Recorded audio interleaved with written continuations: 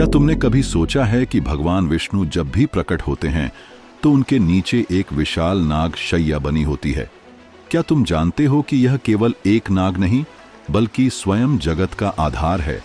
यह कथा है शेषनाग की, जो केवल एक भक्त ही नहीं बल्कि एक शक्ति भी है। एक ऐसी शक्ति जो विश्वास और समर्पण के बीच हमेशा संघर्ष करती रही है। शेषनाग कोई साधारण नाग नहीं थे। वे महर्षि कश्यप और माता कद्रू के पुत्र थे तथा वासुकी और तक्षक जैसे प्राचीन नागों के भाई थे। लेकिन जब उनकी माता कद्रू ने उनके भाइयों को छल कपट और अधर्म का मार्ग दिखाना प्रारंभ किया, तब शेषनाग ने एक अलग राह चुनने का निर्णय लिया।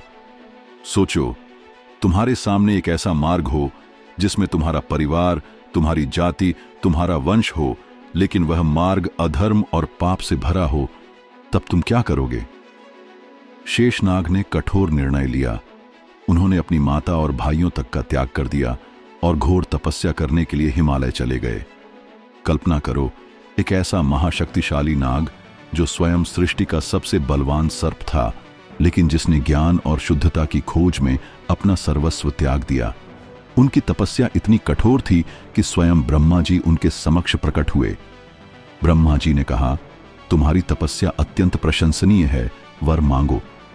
अब एक साधारण मनुष्य होता तो क्या मांगता? अमरत्व का वरदान, असीम शक्ति, स्वर्ग और ऐश्वर्य। परंतु शेषनाग ने जो मांगा वह अनोखा था। उन्होंने कहा, मुझे ऐसा वरदान दीजिए जिससे मैं जगत का कल्याण कर सकूं। ब्रह्मा जी मुस्कुराए और बोले, तुम पृथ्वी को अपने फनों पर धारण करोगे ताकि वह सदा स्थिर बनी रहे। कल्पना करो, जिस पृथ्वी पर तुम बैठे हो, जिस धरती पर तुम चल रहे हो, वह केवल इसलिए अपने स्थान पर टिकी हुई है क्योंकि एक नाग अपने फनों से उसे संभाले हुए है। लेकिन केवल शक्ति ही सब कुछ नहीं होती। एक दिन शेषनाग के मन में विचार आया, मैं ही सबसे शक्तिशाली हूं। भगवान विष्णु मेरी सहायता के बिना क्या कर सकते हैं? भगवान विष्णु ने देखा कि उनका भक्त एक कठिन मानसिक द्वंद्व से गुजर रहा है। अतः उन्होंने एक लीला रची। उन्होंने कहा, शेष, आज मुझे अपनी शैया से उठने दो, केवल एक दिन के लिए। शेषनाग हंस पड़े, भगवान, बिना मेरी सहायता के आप कैसे स्थिर रहेंगे? पृथ्वी भी तो मेरी शक्ति से स्थिर है। लेकिन जैसे ही उन्होंने भगवान विष्णु को अलग किया, पृथ्वी हिलने लगी, जगह जगह भूकंप आने लगे। परंतु एक अद्भुत दृश्य सामने आया। भगवान विष्णु फिर भी अचल बैठे रहे। शेषनाग को तभी एहसास हुआ, मैं कोई भी बोझ उठा सकता हूं, परंतु वास्तविक शक्ति तो स्वयं विष्णु में ही निहित है। और यही शेषनाग प्रत्येक युग में अलग रूप में प्रकट होते हैं। त्रेता युग में लक्ष्मण बने, जो राम के सेवक ही नहीं बल्कि उनके सबसे बड़े सहायक भी थे।